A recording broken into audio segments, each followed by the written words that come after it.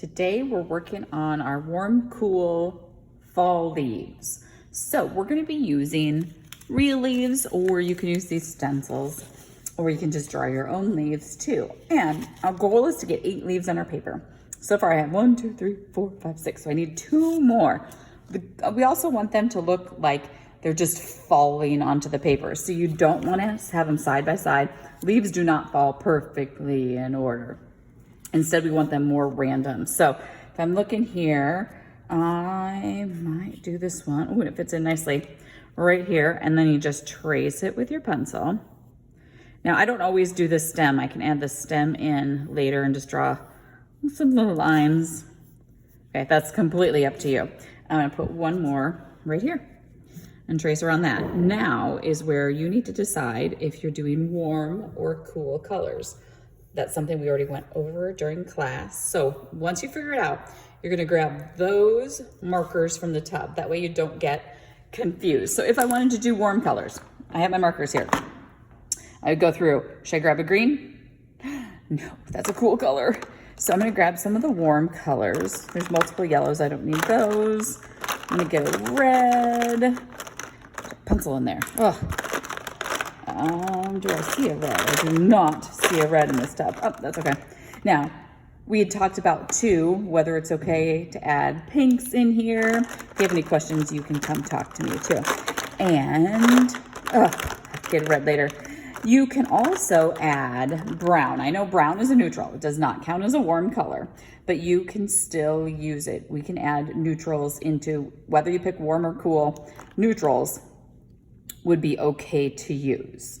So I'm gonna stick with these and going to add, let's do an orange leaf. See if this marker is okay. Now, all you do is outline it. Ooh, this is a really good one. I kind of use the fat side of the marker to get fat lines. So just over the pencil line. And this ends up just being kind of a chunk. Okay, and then you do the center vein, because we're talking about texture, down the center like that. And then I might do an orange over here. Then I'm gonna use this one and do these. I'm only gonna do 2. Do not worry, you do not have to watch me do all 8. That would take quite a while.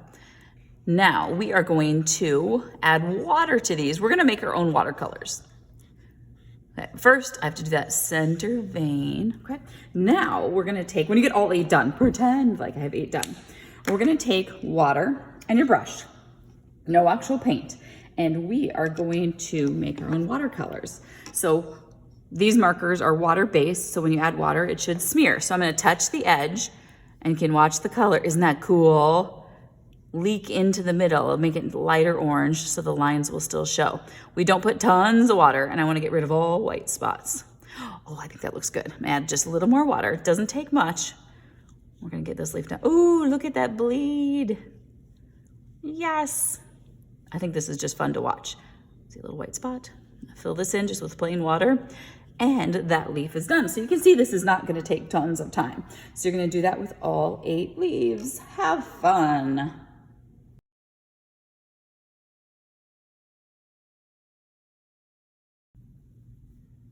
We have our watercolor leaves. So now we're going to just add a little bit more detail. So looking at the leaf pictures or real leaves, we see that there is a texture on the leaves, the veins. So we have our center vein, but there are also veins that go out from these. So I'm gonna take my marker, and if this fades at all, you can add a new line in there too. But from the points, usually the points get a line, and sometimes there's little ones that come out. You can decide how much or how little you want to do to add just a little bit of extra. Does it have to look exactly like a leaf? No, you don't have to do exact, but just add some in there to give it some emphasis. So here is one leaf. Now, the one here, the green one, that one is gonna be a little simpler. That one I'm just gonna take and I'm gonna make this a little bit darker again. I'm just gonna put some lines going out. The other ones I had them kind of make what I call chicken feet, where there's a line and 2 lines coming out. This you can do just some lines like that. Oak leaves, let me see if I can find my purple. This one, this might be a slightly different purple. Oh, no, it's good. This one, I usually do the same thing where I just have a chicken's foot right here. And I think that looks good enough. Maybe some just single ones here, not a lot of space. If you look closely at a leaf, sometimes they have a lot of veins. We do not need to draw every single one. So we're gonna do this for all of our leaves. Have fun.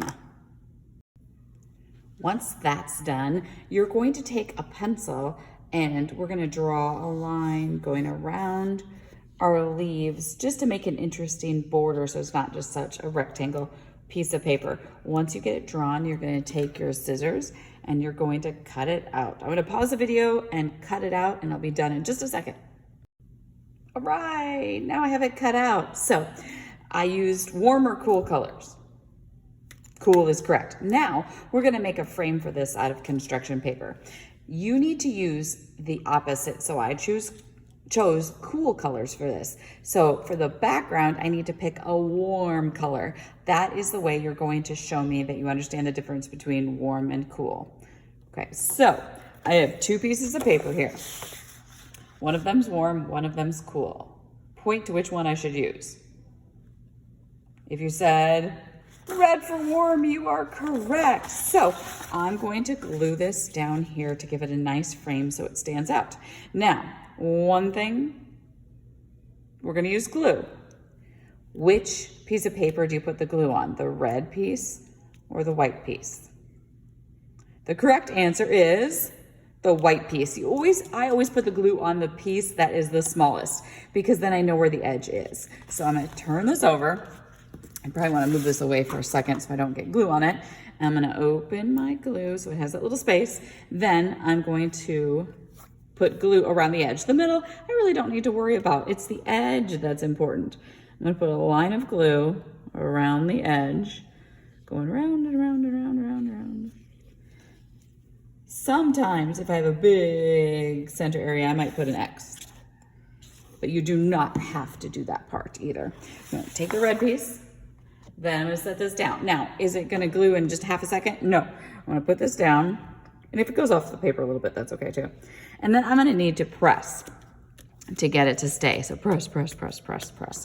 And keep doing that. Sometimes I might hold it here and count for 10 seconds, whatever you can do to get it to glue. So when you're done, when you do this, it shouldn't come up like that. So I'm gonna need to take more time, get it glued. Now, once I do this, I just covered up my name. So on the front somewhere in a corner or on the back, you need to write your first name, last name, and your class. Then we're gonna put these in the drying rack. I know they're not wet, but with the glue sometimes squishing out the sides, we don't want to glue them to each other. So put it in the drying rack and have fun.